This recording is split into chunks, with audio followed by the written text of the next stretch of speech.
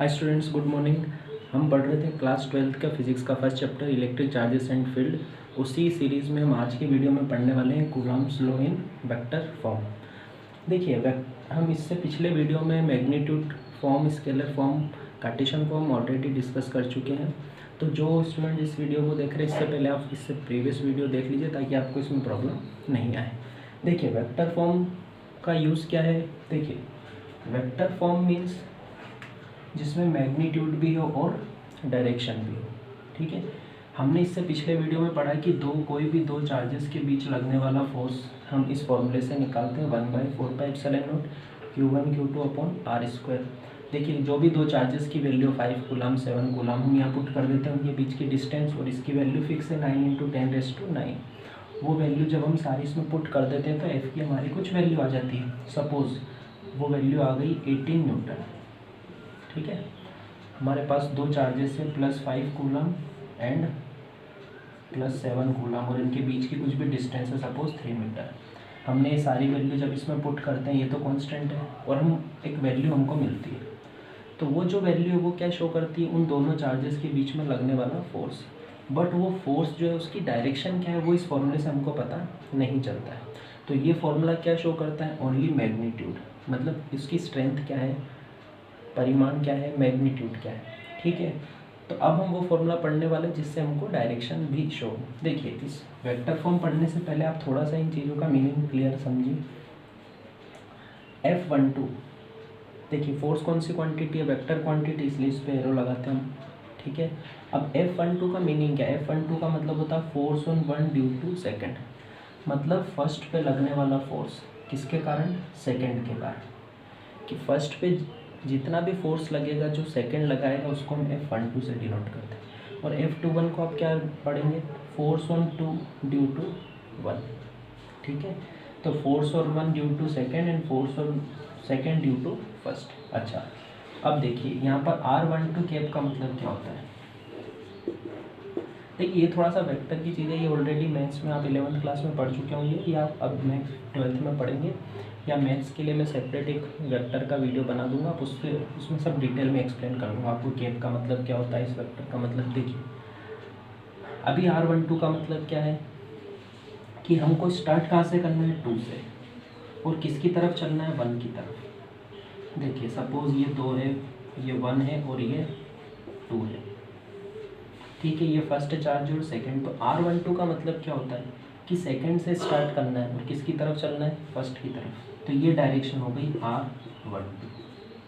और कैप का मतलब इसकी लेंथ कितनी है, ये 1 है। ठीक है, ये लेंथ कितनी है, 1। तो R12 कैप का मीनिंग ये हुआ, हमको 2 से स्टार्ट करना है, 1 की तरफ चलना है, वो डायरेक्शन। जैसे सपोज यहाँ पर ये 1 है और 2 है, तो R12 कैप का मतलब क्या हुआ, 2 से स्टार्ट करना है और 1 की तरफ जाना है। तो ये 2 से स्टार्ट करा और ये 1 की तरफ, ये डायरेक्शन होगा। ठीक है, और ये कैप का मतलब क्या है कि इसकी लेंथ कितनी है, 1 है। तो एक ऐसा छोटा सा वेक्टर, एक छोटा एरो जिसकी लेंथ 1 हो और डायरेक्शन 2 से स्टार्ट करके 1 की तरफ हो, वो होता है R12 का मतलब। सिमिलरली R21 का मतलब, देखिए सपोज ये फर्स्ट है और ये सेकंड है, तो R21 का मतलब क्या होगा, 1 से स्टार्ट करना है, पीछे वाले से स्टार्ट करना हो और 2 की तरफ चलना। ठीक है, और कैप का मतलब इसकी लेंथ कितनी है, 1। तो सबसे पहले आपको इन चारों जो हमारे सिम्बल्स हैं इनका मीनिंग क्लियर होना चाहिए। तो देखिए, फिर से मैं आपको एक्सप्लेन कर देता हूँ। F12 का मीनिंग क्या है, force on 1 due to second, force on 2 due to first. R12 का मतलब 2 से स्टार्ट करके 1 की तरफ चलने वाली डायरेक्शन, और कैप का मतलब लेंथ 1।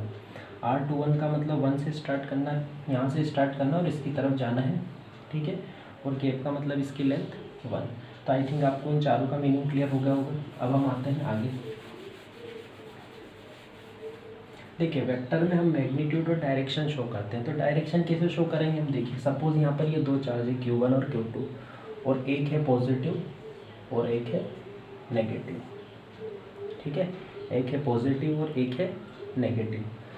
तो देखिए, इस पॉजिटिव Q1 पर ये नेगेटिव Q2 क्या लगाएगा, अट्रैक्शन फोर्स, इसलिए एरो इधर बनाया, और ये प्लस इस पर अट्रैक्शन लगाएगा इधर।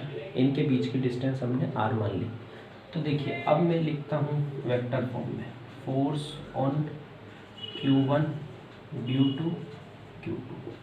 तो इसको वेक्टर फॉर्म में कैसे लिखेंगे? देखिए सिंपल है, फोर्स ऑन 1, इसलिए यहाँ पर 1 ड्यू टू सेकेंड, जिस पर फोर्स लग रहा है वो आगे और जो लगा रहा है वो पीछे। फोर्स कौन सी क्वांटिटी? वेक्टर, इसलिए A1। यहाँ तक क्लियर? अब 1/4πε0 as it is constant, Q1 Q2। Charge कौन सी क्वांटिटी? स्केलर, इसलिए इस पर एरो नहीं आता है। ठीक है, इसके बाद यहाँ पर r²। देखिए अगर स्क्वायर है तो वेक्टर का कोई मतलब नहीं, यहाँ पे एरो लगाएंगे या नहीं लगाएंगे एक ही बात है। अच्छा, अब हमको सिर्फ डायरेक्शन लिखनी है। Force on 1 due to second. देखिए इस पर लगने वाला फोर्स कौन लगा रहा है? Q2 लगा रहा है। किस डायरेक्शन में? इस डायरेक्शन। ये माइनस इसको अट्रैक्ट करेगा ना, प्लस को उधर, तो अट्रैक्ट करेगा मतलब ये डायरेक्शन। अब इस डायरेक्शन को हम कैसे लिखेंगे? 1 से स्टार्ट करके 2 की तरफ। तो देखिए 1 से स्टार्ट करके 2 की तरफ, तो आप सिर्फ इनटू में ये डायरेक्शन और लिख दी हमने, तो ये बन गया वेक्टर फॉर्म। ठीक है, इसका मीनिंग क्या हुआ? देखिए force on 1 due to second. ठीक है, इसकी डायरेक्शन क्या हुई? ये माइनस इस प्लस को अट्रैक्ट करेगा इस डायरेक्शन में, और ये डायरेक्शन हम कैसे शो करेंगे? स्टार्ट हम कहाँ से कर रहे हैं? 1 से 2 की तरफ, तो 1 से 2 की तरफ। अच्छा, अब सिमिलरली आपको 2 1 ईजिली क्लियर हो जाएगा। इसका मतलब force on second due to first, as it is. देखिए सेकेंड पे कौन फोर्स लगा रहा है? फर्स्ट। ये प्लस इस माइनस को इधर अट्रैक्ट करेगा इस डायरेक्शन में, और ये डायरेक्शन क्या होगी? 2 से स्टार्ट करके 1 की तरफ, तो 1 की तरफ 2 से स्टार्ट, जहाँ से स्टार्ट करेंगे वो पीछे लेंगे। तो ये हो गया हमारे वेक्टर फॉर्म। ठीक है, तो force on 1 due to second, force on second due to. Next topic करते हैं। देखिए नेक्स्ट टॉपिक हमारा है Coulomb's law obeys Newton's third law. मतलब कूलॉम्स लॉ जो है 2 पॉइंट चार्जेस के बीच लगने वाला फोर्स न्यूटन के थर्ड रूल को फॉलो करता है। न्यूटन का थर्ड रूल क्या था? 11th में हम लोगों ने पढ़ा था, every reaction there is an equal and opposite reaction, की 2 पार्टिकल एक दूसरे पर जो फोर्स लगाते हैं वो मैग्नीट्यूड में इक्वल होता है और डायरेक्शन में ऑपोजिट होता है। तो वही सेम चार्जेस के बीच भी 2 पॉइंट चार्जेस के बीच लगता है। कैसे? देखिए उसको हम प्रूव करेंगे। यहाँ पर मैंने 2 चार्ज लिए, Q1 और Q2, एक मैंने पॉजिटिव ले लिया, एक नेगेटिव। ये दोनों सेम भी हो सकते हैं। ठीक है, देखिए इस प्लस पर ये माइनस क्या लगाएगा? अट्रैक्शन फोर्स उस डायरेक्शन में, तो ये F12 की डायरेक्शन भी बना दी मैंने, F12 लिख दिया। इस माइनस पर ये प्लस इधर अट्रैक्शन लगाएगा, ये लिख दिया। देखिए 1 से 2 की तरफ चलते हैं तो वो डायरेक्शन कैसे लिखते हैं हम? R21, अभी बताया मैंने जस्ट पहले। और सेकेंड से फर्स्ट की तरफ चलते हैं तो R21 लिखते हैं, सॉरी R12 लिखते हैं। सेकेंड से फर्स्ट की तरफ की डायरेक्शन, जहाँ से स्टार्ट करते हैं वो पीछे, जिस तरफ जा रहे हैं वो आगे। ये मैंने बना दिया डायग्राम। यही हमारा वेक्टर फॉर्म का डायग्राम था और यही हमारा इस क्वेश्चन का डायग्राम रहेगा। ठीक है, अब देखिए force on Q1 due to Q2। Force on Q1 मतलब फर्स्ट पर लगने वाला फोर्स, तो क्या लिखेंगे हम? F1। किसके कारण? सेकंड के कारण, सेकंड लगा रहा है इसलिए F12। ठीक है, तो यहाँ क्या लिखा मैंने? F12। ये तो सब एज इट इज़। अच्छा, ये जो प्लस है ये इस माइनस को क्या करेगा? इधर अट्रैक्ट करेगा। इधर अट्रैक्ट करेगा मतलब इस डायरेक्शन में फोर्स लगेगा, और ये डायरेक्शन क्या हमारी? R12 की है, यहाँ लिख दिया मैंने। ठीक है, F12। देखिए ये वाला जो अभी कौन से पे लिखा मैं? फोर्स ऑन Q1, हाँ सॉरी, इस पर लगने वाला फोर्स। तो इस पर कौन फोर्स लगा रहा है? ये माइनस। ये माइनस क्या करेगा? अपनी तरफ अट्रैक्ट करेगा इस डायरेक्शन में, और ये डायरेक्शन R21 है, हमने लिख दी। ठीक है, similarly force on Q2 due to 1, तो सेकंड पे लगने वाला फोर्स, इसलिए आगे 2 कौन लगा रहा है? फर्स्ट। ये तो सब एज इट इज। देखिए सेकंड पर कौन लगा रहा है फोर्स? फर्स्ट। तो ये जो फर्स्ट है, फर्स्ट मतलब ये पॉजिटिव चार्ज इस माइनस को अपनी तरफ अट्रैक्ट करेगा, तो फोर्स की डायरेक्शन ये है, ये डायरेक्शन, और ये डायरेक्शन क्या? R12, इसलिए R12। ठीक है, अच्छा अब ये देखिए R12 और R21 ये दोनों क्या है? यूनिट वेक्टर है, मतलब इन दोनों की लेंथ कितनी है? 1। लेंथ 1 है, सेम है, इसलिए इक्वल लगा सकते हैं।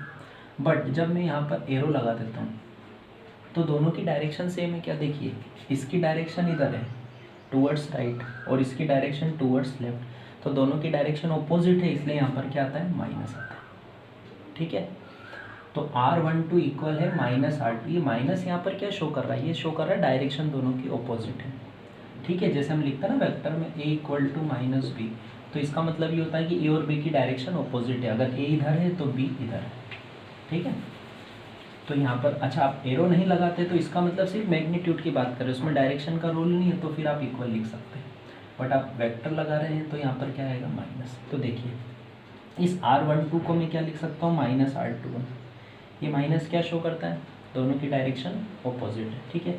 तो इस R12 की जगह लिख दिया मैंने माइनस R21, इसको क्या लिख दिया माइनस R21, ठीक है। अब ये जो वैल्यू है ये वाली इसके इक्वल हो गई, देखो पूरी as it is 1/4% Q1 Q2 upon R² R2। तो इस पूरे को हटा के यहाँ से ये वैल्यू लिख दीजिए F12 और आगे माइनस एज इट इज़ ये वाला। तो इट मीन्स देखिए यहाँ पर क्या प्रूव हो गया हमारा, यही तो न्यूटन का थर्ड रूल होता है कि force on 2 due to 1 is equal to force on 1 due to second. मतलब मैग्नीट्यूड में दोनों फोर्स इक्वल है और माइनस साइन यहाँ क्या शो करता है, दोनों की डायरेक्शन ऑपोजिट है। तो ये सेकंड फर्स्ट पे जितना लगा है या फर्स्ट सेकंड पे जितना लगा है, दोनों फोर्स मैग्नीट्यूड में सेम है, मतलब उनकी स्ट्रेंथ सेम है। 8 न्यूटन, ये 8 न्यूटन का फोर्स लगा रहा तो ये भी 8 का लगा रहा है, बट इसकी डायरेक्शन और इसकी डायरेक्शन ऑपोजिट है, इसलिए यहाँ पर माइनस है। ये हमारे न्यूटन का थर्ड रूल होता है। ओके स्टूडेंट्स, नेक्स्ट टॉपिक देखते हैं हम, लिमिटेशंस ऑफ कूलम्ब्स लॉ। देखिए ये बहुत छोटा सा टॉपिक है, कूलम्ब्स लॉ की कुछ लिमिटेशंस है, आपको एग्जाम में पूछ सकते हैं। Write to limitations of Coulomb's law या कूलम्ब्स लॉ किस केस में एप्लीकेबल नहीं होता है, या इनसे रिलेटेड थोड़ा सा इनडायरेक्टली कुछ भी पूछ सकते हैं। तो देखिए आप इसको अच्छे से क्लियर समझिए। पहला इसकी लिमिटेशन क्या है, हम किसकी बात कर रहे हैं, ये जो 2 पॉइंट चार्जेस है, ठीक है, ये जो 2 चार्जेस है इनके बीच जो लगने वाला फोर्स है 1/4πε0 Q1 Q2 अपॉन R²। ये 2 जो चार्जेस के बीच फोर्स लगता है कूलम्ब्स लॉ, ये कब कब वैलिड नहीं होता है, उसकी कुछ लिमिटेशन देखिए। सबसे पहले it is true only for the point charges, ये सिर्फ पॉइंट चार्जेस के लिए ट्रू है, ठीक है। जैसे मान लीजिए सपोज ये 2 बॉडी है, इनकी रेडियस 5 मीटर इसकी, और ये चार्ज डिस्ट्रीब्यूशन, इस पर चार्ज पूरा फैला हुआ है अलग अलग, ठीक है, प्लस माइनस, और ये साइज़ में बहुत बड़ी बॉडी, तो इनके लिए ये फॉर्मूला डायरेक्टली नहीं लगता है, ठीक है। देखिए इसके लिए फोर्स निकालने की हमारे पास दूसरी मेथड है, इंटीग्रेशन मेथड है, चार्ज डिस्ट्रीब्यूशन हम निकाल सकते हैं, आगे पढ़ेंगे हम। बट ये formula direct as it is नहीं लगता क्योंकि ये दोनों पॉइंट चार्ज नहीं है, ठीक है, क्लियर। इसको आप ऐसे समझ सकते हैं कि जैसे आपको मान लीजिए एकदम छोटे छोटे पार्टिकल है, जो आपने देखे होंगे जो मेटल के छोटे छोटे साइकिल में वो चेन में से निकलते हैं, जिनको हम छर्रे भी बोलते हैं, एकदम छोटे छोटे, उनके बीच में आप लगा रहे हैं तो ये लग जाएगा फोर्स। वो भी मैं बहुत बड़े साइज़ में बता रहा हूँ बट समझने के लिए, ओनली फॉर योर थिंग। और एक मैंने ले ली 2 फुटबॉल साइज़ की 2 मेटल की बॉल ले ली और उनको उन दोनों पे चार्ज दे दिया, तो उस समय ये फॉर्मूला नहीं लगेगा, ठीक है। तो आप ऐसे समझिए एकदम छोटे छोटे पार्टिकल के लिए फॉर्मूला लगता है और बड़े पार्टिकल के लिए नहीं लगता है। तो it is true only for the point charges, ठीक है। अच्छा second, this law holds only for the charges at rest. देखिए अगर 2 चार्ज रेस्ट में है, पॉइंट चार्ज, तभी उनके बीच में ये फॉर्मूला लगता है। मान लो ये 2 चार्ज ऐसे मूविंग है, ठीक है, 2 चार्ज मूविंग है, तो ये फॉर्मूला डायरेक्टली हम नहीं लगा सकते। तो it is true only for point charges, it is holds only for the charges at rest. अच्छा अब आपने देखा होगा कि हमारा जो एटम होता है उसके अंदर एक न्यूक्लियस होता है, न्यूक्लियस के अंदर प्रोटॉन होते हैं, ठीक है, और न्यूट्रॉन्स होते हैं अनचार्ज्ड। और हमने ये भी पढ़ा है 11th में कि इनके बीच का जो फोर्स होता है वो स्ट्रॉन्ग अट्रैक्टिव फोर्स होता है, जिसको हम न्यूक्लियर फोर्स बोलते हैं, वो स्ट्रॉन्गेस्ट इन नेचर, ठीक है। तो अगर इन प्लस प्लस के बीच में रिपल्शन फोर्स लगता है ये वाला, तो फिर ये न्यूक्लियस स्टेबल होना ही नहीं चाहिए, तो ब्रेक हो जाना चाहिए इस रिपल्शन के कारण। इट मीन्स ये वाला जो फॉर्मूला है ये न्यूक्लियस के अंदर नहीं लगता है। तो जो कूलम्ब्स लॉ है, हमारा जो एटम का न्यूक्लियस होता है, ठीक है, ये हमने पढ़ा स्ट्रक्चर ऑफ एटम, तो उसमें जो न्यूक्लियस है जिसमें प्रोटॉन और न्यूट्रॉन है, तो उसके अंदर जो प्रोटॉन न्यूट्रॉन है उनमें ये वाला फॉर्मूला वैलिड नहीं है, ठीक है। तो it is not applicable for particles inside the nucleus. अब एक और क्या बचा, it is a long range force. देखिए ये बहुत लॉन्ग रेंज फोर्स है, मतलब 2 ऐसे पार्टिकल जो किलोमीटर डिस्टेंस पे रखे हो, 1 किलोमीटर 2, या बहुत ज़्यादा पास पास क्लोज रखे हो, ठीक है, एटम के अंदर, जैसे ये 2 इलेक्ट्रॉन और प्रोटॉन है, तो इसकी रेंज बहुत ज़्यादा हाई होती है। किलोमीटर डिस्टेंस पे रखे हो पार्टिकल तो भी ये फॉर्मूला लग जाता है, और बहुत ज़्यादा क्लोज रखे तो भी लग जाता है। तो देखिए ये एक तरह से प्रॉपर्टी हो गई, ये लिमिटेशंस में मैंने लिख दिया है एक्सप्लेन करने के लिए, क्योंकि पहले छूट गया था। बाकी लिमिटेशंस में आप ये 3 पॉइंट याद रख सकते हैं मेनली, ठीक है। कि ये क्या होता है, ये ट्रू है ओनली पॉइंट चार्जेस के लिए, ये ट्रू है only for charges at rest, जो रेस्ट में हो, और ये जो न्यूक्लियस के अंदर पार्टिकल है उन पार्टिकल्स के लिए ये फॉर्मूला एप्लीकेबल नहीं है। ये 3 मेन इसकी लिमिटेशंस है। एक या 2 से ज़्यादा एग्जाम में कभी नहीं पूछी जाती, तो आप फिर भी ये 3 लिमिटेशंस आप याद रख सकते हैं। ओके स्टूडेंट्स, अब हम नेक्स्ट क्वेश्चन पर आते हैं। देखिए, the charges on 2 identical metallic balls are +40 microcoulomb and -5 at distance 2 metre.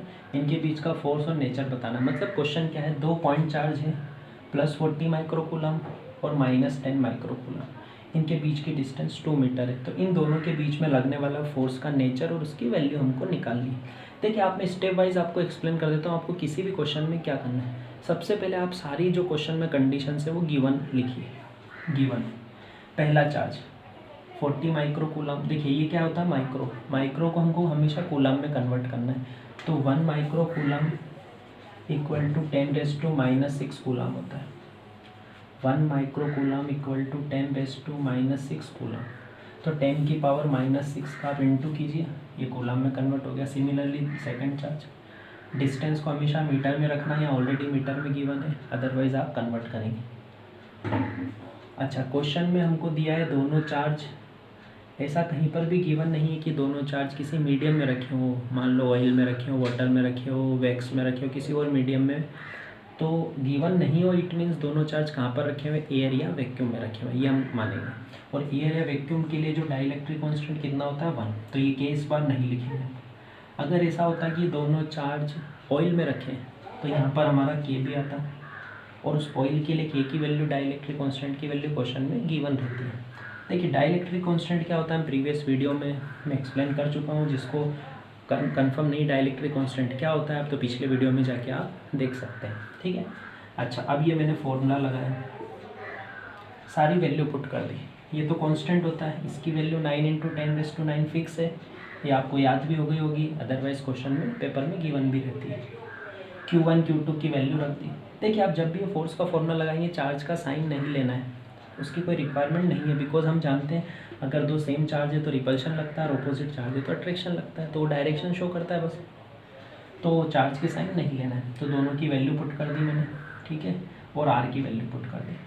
अब इसको हम सबसे पहले 10 की पावर सोल्व कर लेते हैं। देखिए 9 और ये 1 10, ये तो पॉजिटिव है, +10 हो गई, और ये -12 हो गई दोनों, तो -2 बची, ये -2 का स्क्वायर 4 एज इट इज़, 4 से ये कैंसिल हो गया 10। अब 10 की पावर 1 और -2 अगेन -1, इसको 1/10 लिख सकते हैं, 9/10 मतलब 0.9 और यूनिट न्यूटन। तो आपको क्या करना है, सबसे पहले दोनों चार्ज को कूलम में कन्वर्ट करना है। अगर वो माइक्रो में है तो 10 की पावर -6 का इंटू, अगर वो मिली कूलम लिखा है तो 10 की पावर -3 का इंटू करके कूलम में कन्वर्ट कर सकते हैं। उसके बाद डिस्टेंस मीटर में रखना है, सारी वैल्यू पुट करना है, सिंप्लीफाई करना है, और यूनिट हमेशा न्यूटन लिखना है। अगर दोनों अपोजिट चार्ज है तो अट्रैक्शन भी लिखना, नेचर। तो हमको पूछा था हाउ मच मतलब कितना, तो इतना। नेचर मतलब अट्रैक्टिव, रिपल्सिव, अट्रैक्टिव। देखिए नेचर तो आप यहाँ ओरली पता चल रहा है, 1 + 1 माइनस मीन्स अट्रैक्टिव लगेगा। तो देखिए स्टूडेंट्स, आज के वीडियो में हमने पढ़ा कूलॉम्स लॉ का वेक्टर फॉर्म, उसकी कुछ लिमिटेशंस, कूलॉम्स लॉ न्यूटन के थर्ड रूल को सेटिस्फाई करता है वो पढ़ा, और एक सिंपल सा न्यूमेरिकल क्वेश्चन लिया मैंने। इन टॉपिक्स में आपको कुछ भी डाउट रहता है तो आप प्लीज़ कमेंट करके बताइए, और स्क्रीन पर इस वीडियो के स्टार्टिंग में मेरा व्हाट्सएप नंबर भी है, आप उस पर पर्सनली मैसेज करके कंसल्ट कर सकते हैं। मैं 100% आपका डाउट क्लियर करूँगा। ओके फ्रेंड्स, प्लीज़ कमेंट करके बताइएगा आपको वीडियो कैसा लगा। मिलता है नेक्स्ट वीडियो में।